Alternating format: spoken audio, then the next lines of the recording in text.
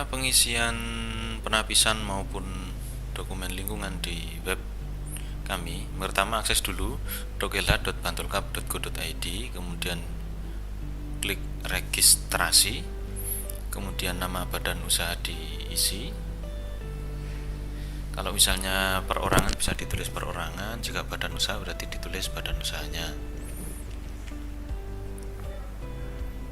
Selanjutnya diisi nama penanggung jawabnya, nama pemiliknya siapa, atau nama pemrakarsa.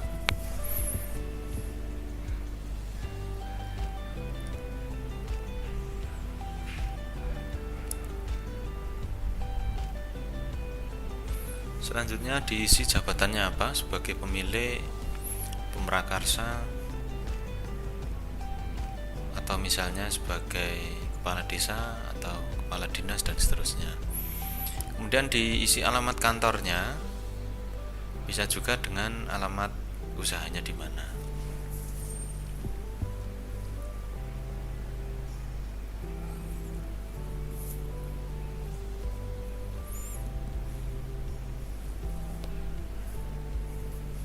Kemudian diisi nomor teleponnya.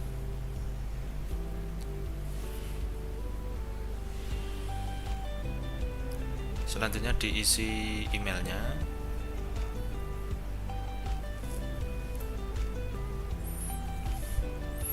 Kemudian diisi passwordnya. Ini diingat-ingat karena akan digunakan untuk login. Kemudian diklik daftar.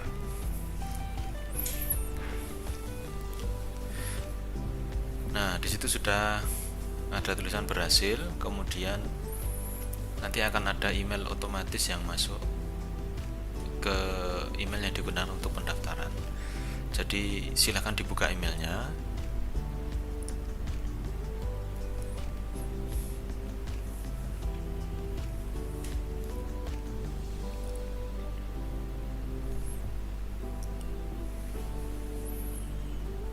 Silakan login dulu emailnya, kemudian password email.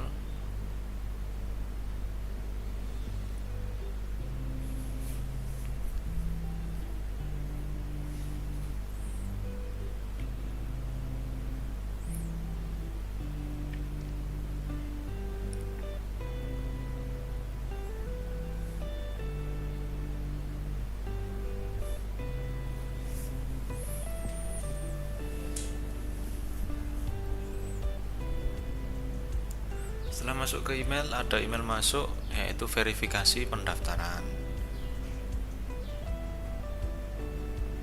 Silahkan diklik verifikasi pendaftarannya, kemudian ada linknya, silahkan diklik.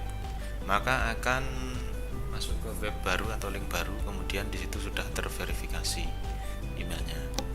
Selanjutnya masuk ke web lagi, kemudian login.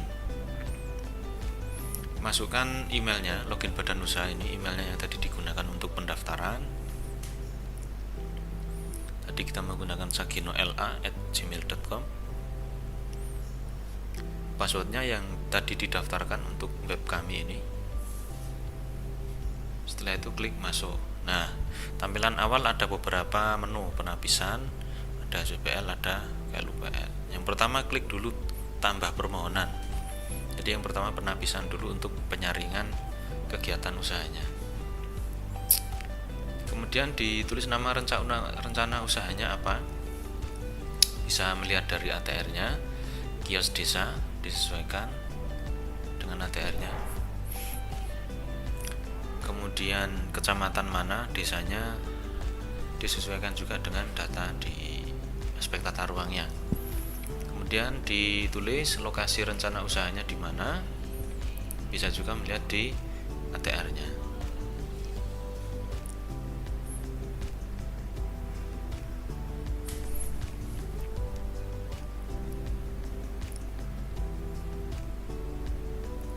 Setelah itu diisi untuk tipe izin usahanya untuk apa.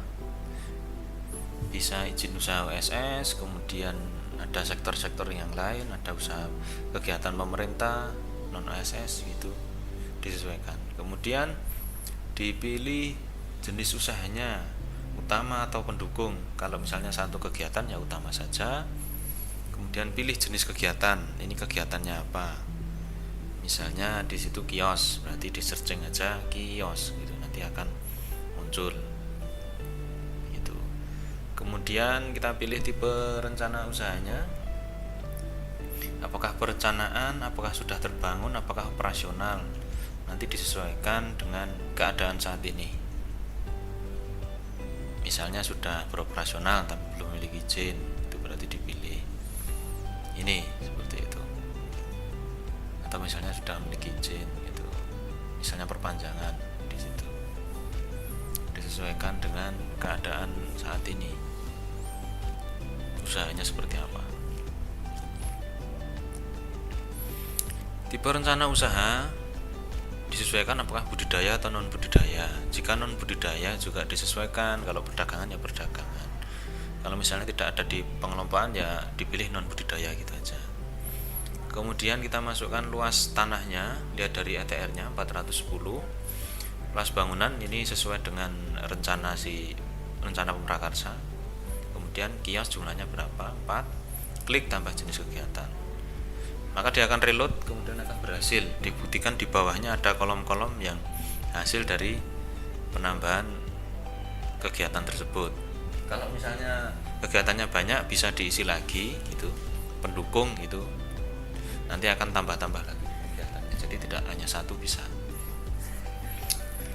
Kemudian mengisi kesesuaian aspek tata ruang, ini kita isi datanya dengan melihat data-data kesesuaian aspek tata ruang. Nomornya bisa dilihat 650/2612/TR.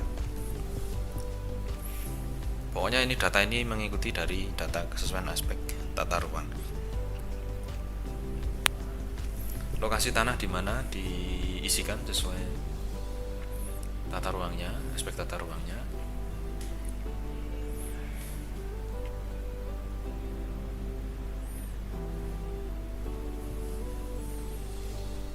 Kemudian titik koordinatnya diisikan 110 titik dan seterusnya.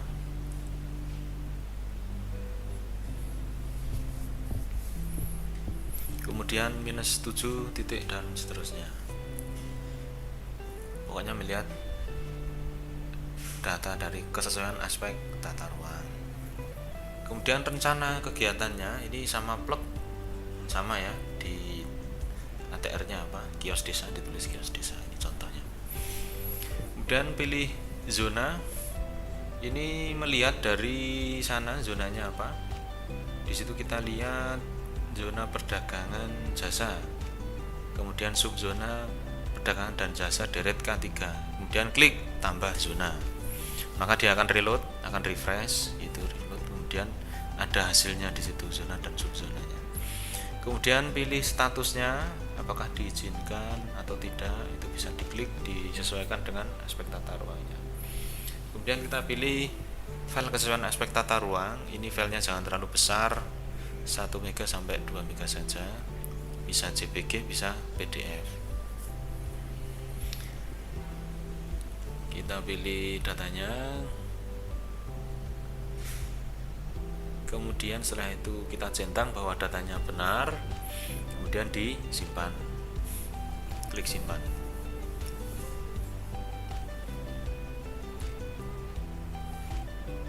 Kita detail, kita cek lagi apakah ATR-nya sudah terbaca, klik. Wah, jika sudah maka akan terbaca seperti ini gitu.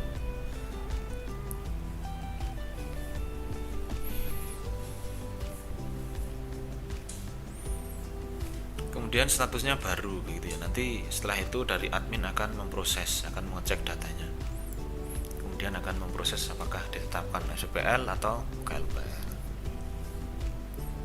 atau dan seterusnya, apakah AMDAL dan seterusnya.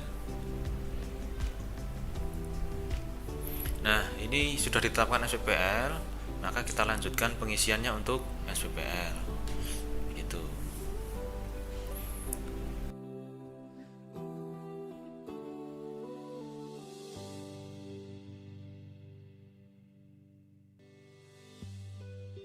Jika UKLUPL nanti admin akan mengirimkan formulirnya ke email pemohon gitu. Begitu juga dengan AMDAL, nanti ada perintah selanjutnya. Kemudian kita bisa cetak penapisannya. Diklik cetak penapisan. Datanya akan menjadi seperti ini. Nanti bisa dicetak. Berarti untuk tahap pertama untuk penapisan sudah selesai. Nanti ditandatangani oleh pemrakarsa bahwa ini merupakan istilahnya penyaringan awal dari kegiatannya, bahwa dokumennya nanti adalah SPPL.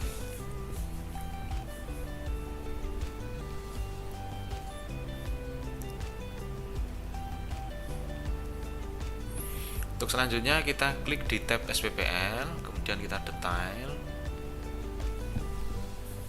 kemudian kita klik form SPPL. Selanjutnya kita isi dampak-dampaknya, pengelolaan maupun pemantauannya. Kita bisa mengacu dari contoh yang sudah kita berikan di bit.ly/dampak SPPL, kemudian di enter, maka akan menuju ke file PDF kita. Di situ ada beberapa contohnya, bisa di copy, bisa diketik. Silakan, misalnya sampah di copy, ditaruh di dampak. Kemudian pengelolaannya seperti apa, bisa di copy, kemudian ditaruh di pengelolaan. Setelah itu pemantauannya kita copy juga, dimasukkan di pemantauan. Setelah itu klik tambah rencana, maka hasilnya akan di bawahnya begitu. Ini baru satu gitu loh. Nanti disesuaikan dengan kegiatan panjenengan. Misalnya yang kedua, limbah cair, dampaknya, pengelolaannya bagaimana, di copy.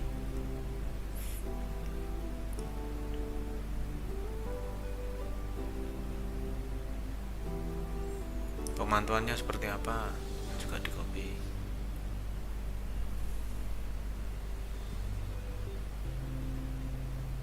Kemudian klik tambah rencana.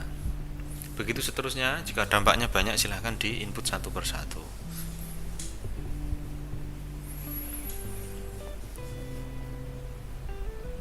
Misalnya kita tambahkan lagi peningkatan kesempatan kerja. Dampaknya peningkatan kesempatan kerja, pengelolaannya merekrut tenaga kerja, pengelolaannya.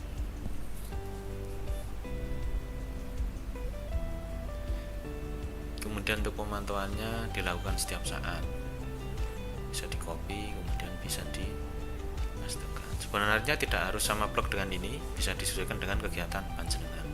Ini hanya sebagai contoh untuk membantu pengisian. Setelah itu dicentang-centang begitu, kemudian disimpan. Nah, setelah itu data sudah terkirim ke sistem, kemudian nanti akan dicek oleh admin kami, admin DLA Bantul. Nah, di situ statusnya menjadi isi form SPPL.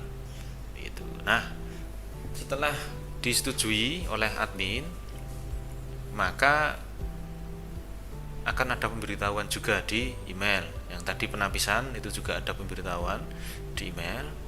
Kemudian setelah disetujui juga ada pemberitahuan di email. Jadi dipantau terus untuk emailnya maupun juga masuk ke dibuka webnya begitu. Setelah itu kita detail, klik detail ya di SPPL-nya.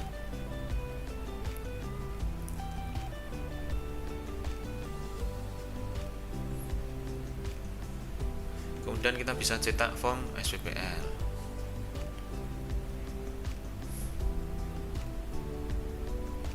Nah, SPPL-nya bentuknya seperti ini. Dampak-dampaknya tadi sudah masuk, kemudian nanti ditandatangani bermaterai, kemudian dilakukan pengesahan di kantor kami DLA Bantul di bidang 1 gitu, dengan melampirkan ATR dan penapisannya tadi. Nah, statusnya disetujui itu berarti SPPL-nya telah disetujui, selesai sebenarnya. Nah, bagaimana jika misalnya ada revisi? Itu loh, ini misalnya ada revisi seperti apa. Misalnya revisi penapisan, pada saat penapisan yang pertama tadi ada revisi, itu silahkan diklik detail, kemudian diklik revisi penapisan,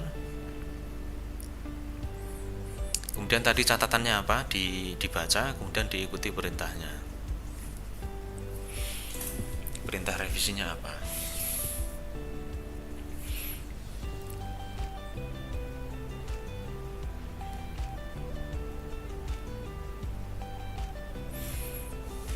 Klik revisi penapisannya.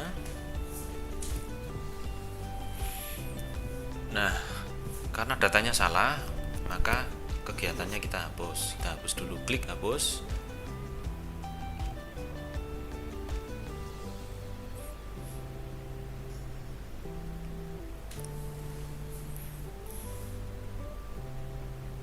Nah, setelah hapus data, maka kita input kembali untuk kegiatannya. Kegiatannya apa, disesuaikan dengan data-data kita, gitu, yang benar. Misalnya kios, tadi kan kita contohkan datanya salah, gitu. Diisikan kembali ke data-data yang benar. Luas tanahnya yang salah dibenarkan, diperbaiki sesuai dengan ATR-nya. Luas bangunan disesuaikan, jumlahnya berapa, klik tambah jenis kegiatan, dan hasilnya akan di bawahnya, bisa dicek kembali gitu. Kemudian zonanya, karena ini salah isinya gitu, zonanya kita perbaiki. Caranya juga sama, kita hapus dulu data yang salah, kemudian kita masukkan data yang baru. Zona perdagangan dan jasa, subzona perdagangan dan jasa, deret K3, tambah zona, klik tambah zona, nanti akan muncul di bawahnya. Kemudian dicentang, kemudian disimpan.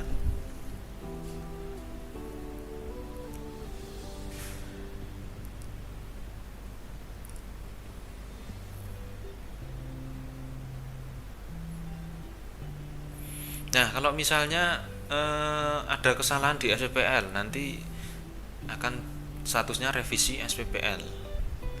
Jadi data dari pemohon dikembalikan lagi karena ada yang salah. Maka klik detail, ada catatannya di situ. Catatannya apa, dibaca. Catatannya dibaca. Setelah itu kita bisa copy untuk contoh dampaknya, atau langsung go to web address gitu. Sambil selanjutnya kita klik form SPPL. Nah, ada yang salah, data yang salah, ini kita hapus, klik hapus. Kita kembali lagi ke form SPPL, diklik. Nah, kemudian dampaknya kita input yang sesuai dengan kegiatan jenengan, atau data yang benar begitu. Dampaknya bisa diisi.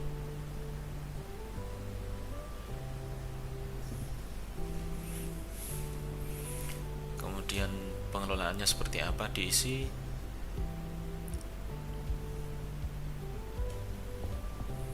Kemudian pemantauannya juga diisi. Sama kasusnya jika nanti datanya misalnya kosong semua yang kita input, juga bisa dihapus. Selanjutnya kita klik centang-centang 2, kemudian kita klik simpan. Begitu untuk pengisian penapisan maupun untuk SPPL-nya. Seperti itu. Terima kasih.